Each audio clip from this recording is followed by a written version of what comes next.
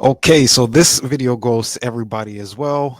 Yes, I know I've done something for sports. I do these cool helmets behind me, but there are some ladies out there that are into fashion that actually follow my channel.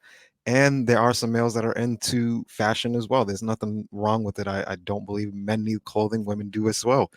In this video, guys, we're going to be going over the different techniques or the different ways that you can actually use 3D printing to incorporate into clothing. Now, like I've told you before, if you can think it, you can literally print it. So let's check it out.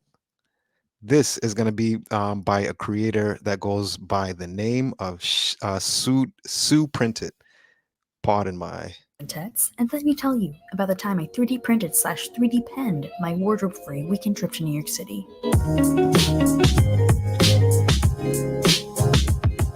Before we get started, make sure you stick around to the end of the video for a special reveal. Hi everyone. I realized I always forget to introduce myself when I make these videos. So hi, my name is Crisia and I like to 3D print clothes. I think I did as well. Hey, what's up, guys? Welcome to the comic shop. It's BZ Comics. Well, that's it. Back to the video.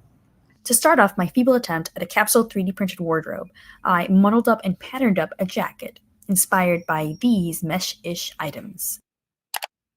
Because I can't print an entire jacket on this printer, I have to break up the pattern into pieces. I use the infill method from my 5 ways to 3D print fabric video, and that's what's giving them their meshiness. So that applies for anything. You don't have to have a big 3D printer. I have now some bigger 3D printers where I can print out bigger helmets, but even on my 3D printers, I wouldn't be able to print out a large shirt on mine. So in a lot of different features, Creality's new slicer, they actually give you the ability to slice things right in there, but never be afraid if your printer is not big enough. That's not an issue. There's typically not a 3D printer unless you're in the industry with these big manufacturer 3D printers. Most of the stuff you're basically going to have to cut up like this. So don't be afraid. And I make videos showing you how to solder them together. The filament I use is a Filaflex of an 82A short hardness, and I'll include my print settings in the description of this video. After printing all the pieces, it was time to put them together from the backside using a soldering tool.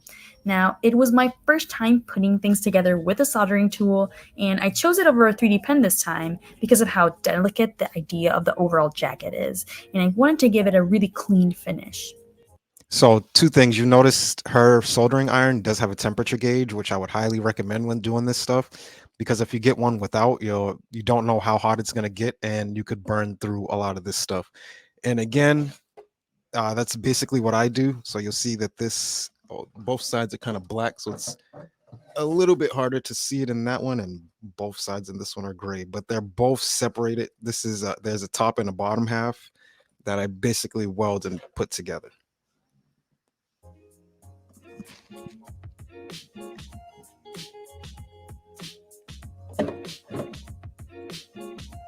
The seams look really great, but if you are thinking about using a soldering tool, make sure you're using it in a well-ventilated area. In some parts of the jacket, it kind of got away from me and I poked some holes on the beautiful mesh. That's crazy how it's all coming together, and that's just like the first layer. The pockets were the only things I sewed on and added some store-bought buttons, which I covered with some 3D printed pieces in order to keep that monochromatic look. That's fire.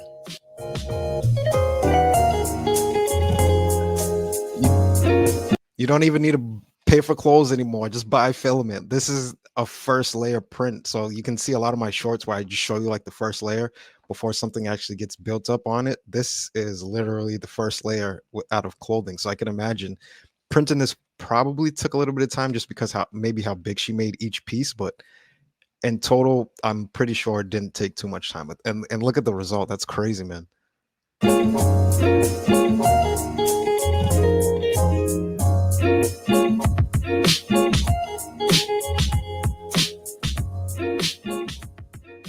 I added some features that are signature of jean jackets. Typically, they are a result of actual sewing, but in this case, they're just accents to make it look more jackety. I took this puppy out for some bubble tea on the first day of the trip and paired it up with my also 3D printed Only Fits Essentials egg purse.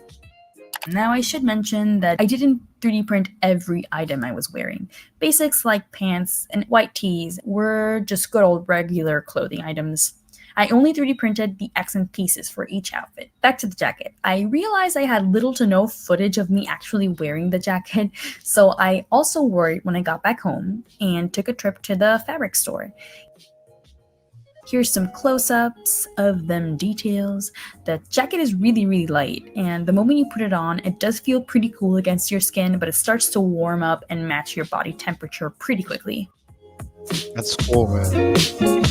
Without like little gaps in between, I'm pretty sure I let the air in pretty good. Machine washable, I don't know. Dry Moving along, I had this very bold, very clear idea in my head of doing a houndstooth pattern dress. And I gave it some more thought and figured why not turn them into overalls instead?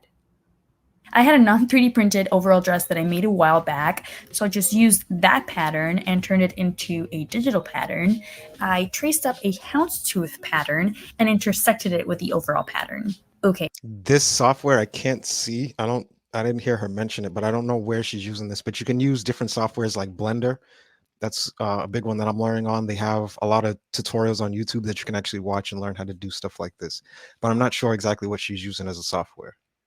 let's get nerdy and talk through this in a bit more depth. I intersected all of those houndstooth pieces with the overall pattern piece, and essentially I had the front and the back of the overall just cut up into little pieces. A lot of them were repeated, like there was a lot of repetition on those houndstooth pieces, but the only different pieces were those on the edges of the overalls. Now, I could maximize the amount of pieces I printed each time by just arranging them randomly in the printer bed, but I think that would make like a huge mess. I think it was more important in being quicker and just maintaining the pattern layout, and sort of swatching the entire pattern so that I could have pieces that go together printed together. What I'm trying to say is that it's important to keep them the same way that they're going to be assembled. If I took them off the printer bed as I was done printing them, it would be like this impossible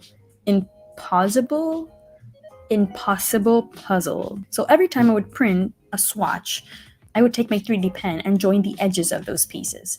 The 3D pen makes for stronger joints than the soldering tool, since the material is not only melting the pieces together, but the joint is also being sealed together by another layer of material. That's something that I haven't given a try yet because I hear a lot of people talking trash about it, but I don't really listen to what people say. I want to try it on my own. But this method I definitely have to try to see how that helps with soldering two parts together because just like she said, it's a 3D printing pen. So the same way your hot end works is the same way that that pen works. It's just basically melting a small piece of filament and forcing it out. So that's definitely something I'm looking into to do like a review video for you guys as well. I then removed the full swatch off the printer bed. When printing the second color, which was the black filament, I took the white panels, which I already had joined at those key points, and lined them up and placed them in place to then seal them on the 3D pen on top of the printer bed. This would make them all come out as like finished pieces for them to be assembled in the larger puzzle of the overall. I don't know if she mentioned what filament she's After using that, it was a either. matter of putting all the individual swatches together to build that final overall piece. Okay, so this is the front part of the overall dress, which I finished a few hours before my flight. However, while making the backside of the dress, I just ran out of time. Thankfully, I printed out all of the pieces and took them with me on the trip. I did, however, forget my 3D pen at home, and I actually wasn't sure if I could bring it on me as a carry-on item on the plane. So I stopped by a hardware store. So that's one of the soldering irons I would technically not recommend, but I just, as she mentioned, she didn't have her normal material. So that's, and again, with the heat of that, you don't really know what it's going to be. So let's see what happens when she uses it. And picked up a cheap soldering tool and tackled the overall dress the morning before I was supposed to take it out. And I didn't finish it, so I had to improvise and wear something else. But that doesn't matter. I still had my 3D printed purse though. I reprinted my map bag in this beige Fiberflex filament for this trip. But I didn't give up on the overall dress, and I finished it right in time before the final day of my trip. So ladies, see, you can make your own purses, your own clothing. I'm gonna show you some shoes, but like you can literally do your own thing and create your own brand right from home.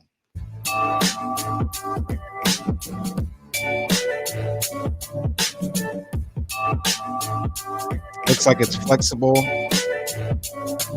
It breathes, it moves.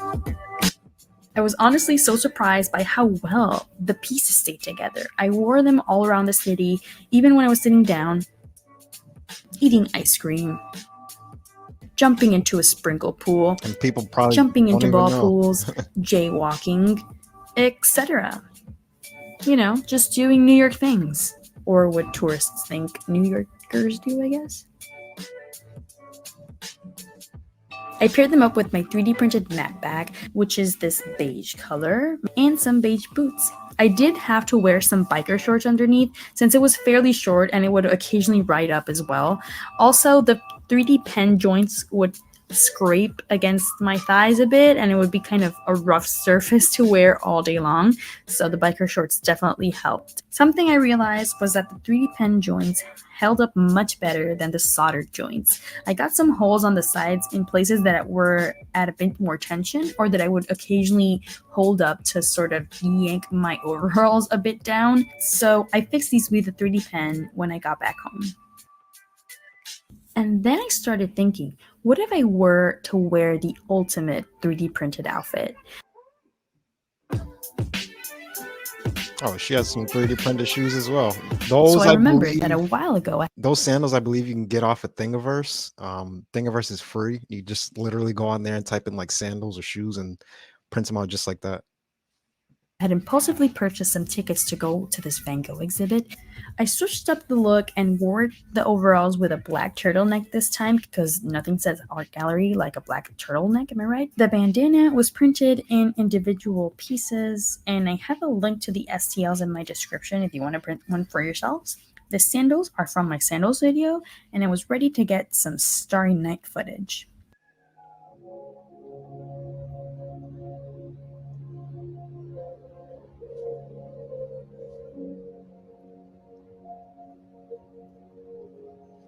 All right, but to all the ladies out there, that shows you, and the men as well. Again, that shows you something different that you can do with 3D printing. Again, you don't have to wear what everybody else is wearing. You don't have to do what everybody else is doing. You can be yourself and you can be innovative and you can make something crazy. Like I mentioned, not only clothing, but I do want to show you guys some cool shoes that you can make. This Can you guy 3D print a actually Yeezy 3D printed some Yeezy slides. So let's check that out.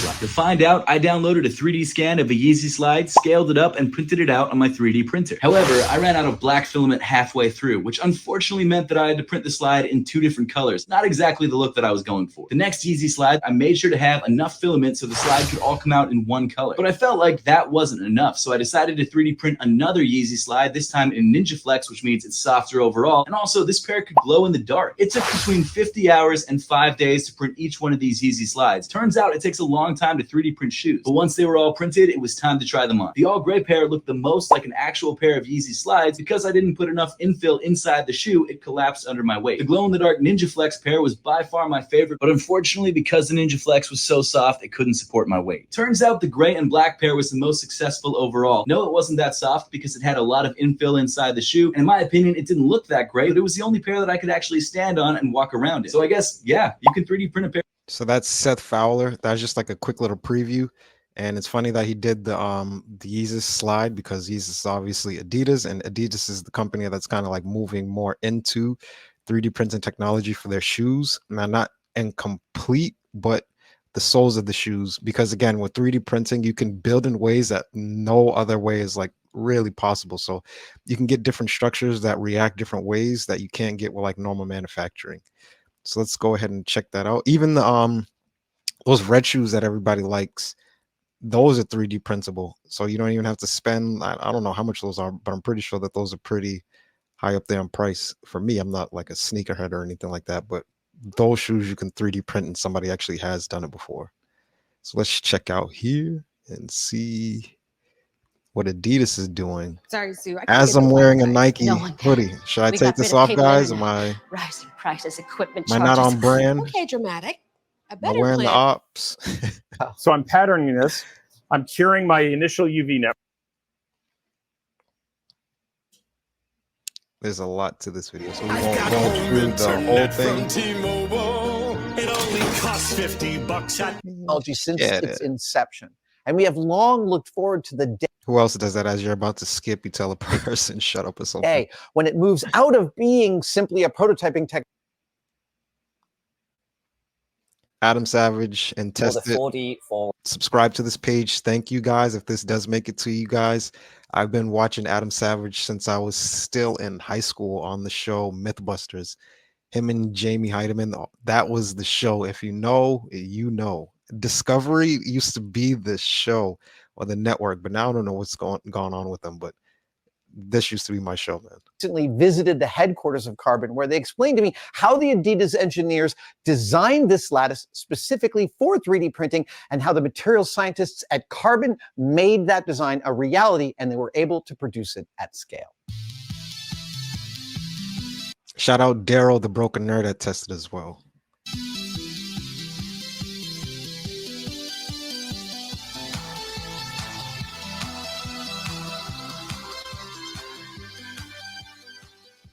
Ian, Ladon, tell me about what I'm holding on to here. What you have here is what we call the 4D forward midsole.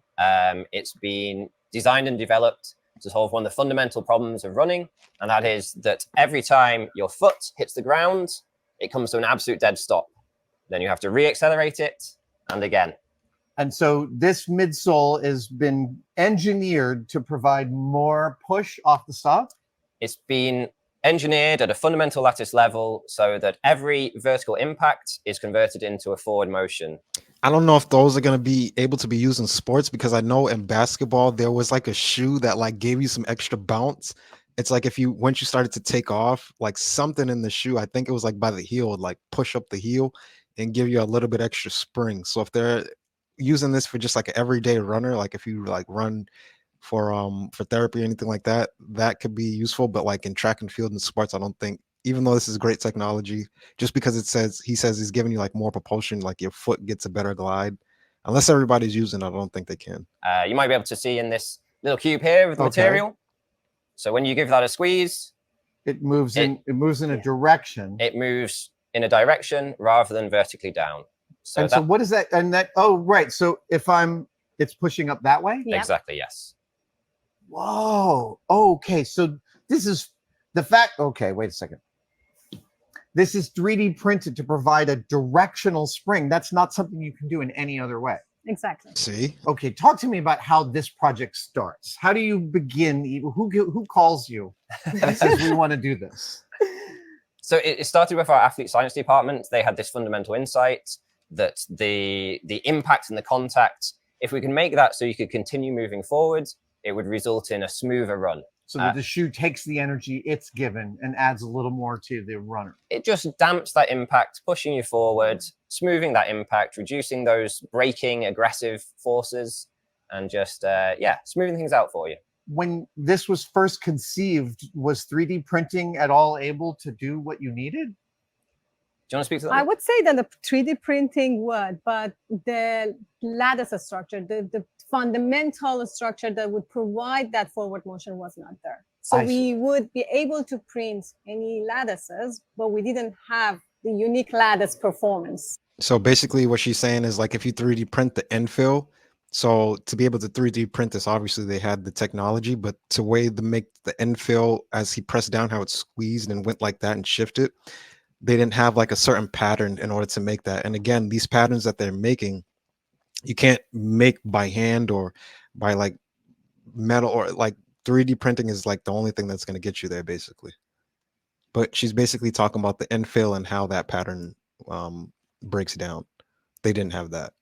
So how many iterations did it take to find that lattice? Oh, it's a lot. So we had a big library of like 5 million different lattices that we would go and pick from, but all of them had this sort of isotropic behavior. You wouldn't get different performance. It was all compression, normal response. So it to behaved like that. a normal sponge. Exactly. Because it was monolithic or uniform. all the way Exactly. through. Uniform all the way through. So we thought about how we generate these basic unit cells, and we thought about how can we break this symmetry. There were lots of iteration, lots of trial and error till we come up with this idea of breaking that fundamental lattice into different subcubes and then filling them with different lattices that has different compression properties. And different directional compression. Exactly. And then that was breaking the whole symmetry in our system and was causing to create this one. So we come up with that fundamental and we test it and say, yeah, the fundamental works. Now, what's the best performer that would gives us the durability that we wanted, give us the stiffness that we wanted to get, the lightweight structure that we want to get, the amount of the forward motion we were looking for. And that's lots of iteration again, trial into that mechanism to find the one that we call bow tie, because it's look like a bow tie. Oh, it's called a bow tie, right? Yeah. Because I see that little. Exactly. It looks like a bow tie shape. Oh, that is so cool. Okay, so and this is your midsole in the sneaker. Yes. Yeah. Now, I'm just curious. I'm assuming that most of this is mechanical engineering, but there's also some aesthetics going on. Oh, yeah. Yes, absolutely. Talk to me about how that balance works. Yeah, it's something we are the engineers, but we've worked very closely with our design team. Yeah. And one of the really interesting things we can do is we can have the functional parts inside the shoe, and then the outside surface can be more of a blank canvas from a design perspective. So you get to do stuff out here that's just for the aesthetics. Yeah. You don't have to, and you're not compromising the Exactly. mechanicals. And we try to make the external aesthetic representative of the function. So it is telling a story. Yes. This is telling a story that there's Yes. nothing else that, because I know there's nothing else that could do this right now. Yes, Yeah. exactly. How many times I gotta say it? There's nothing else that can do this. So it's like, get your hands on one, guys.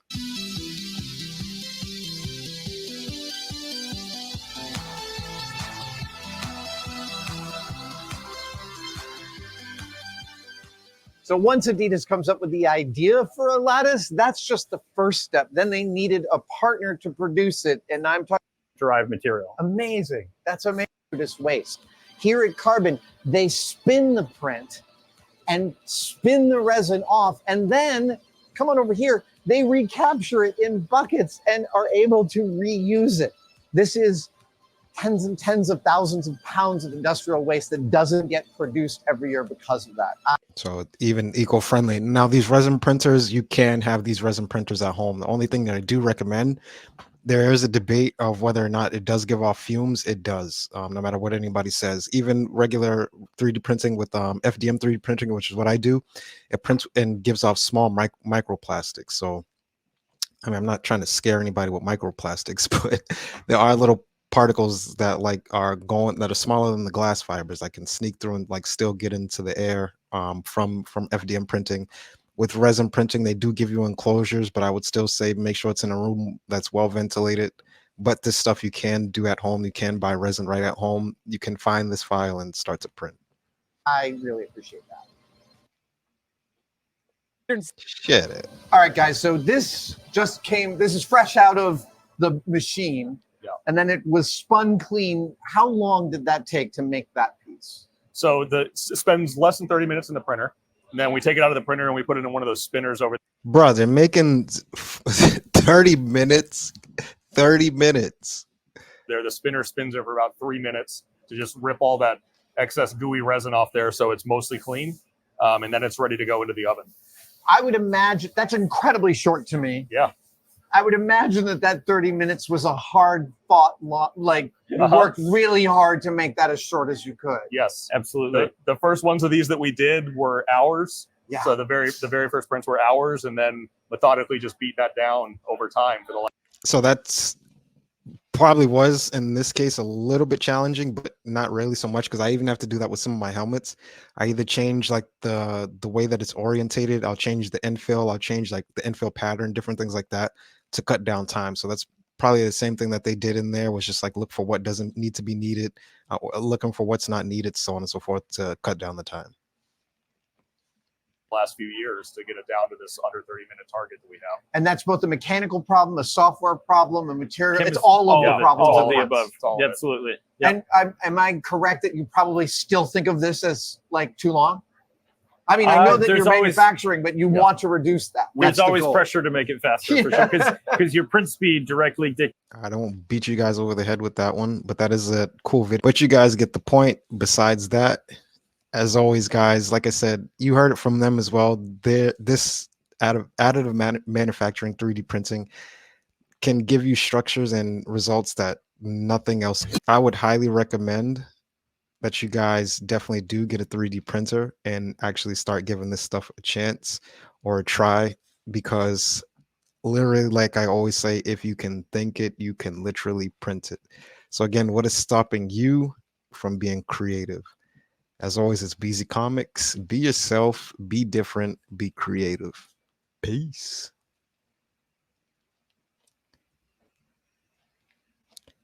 Get me out of here.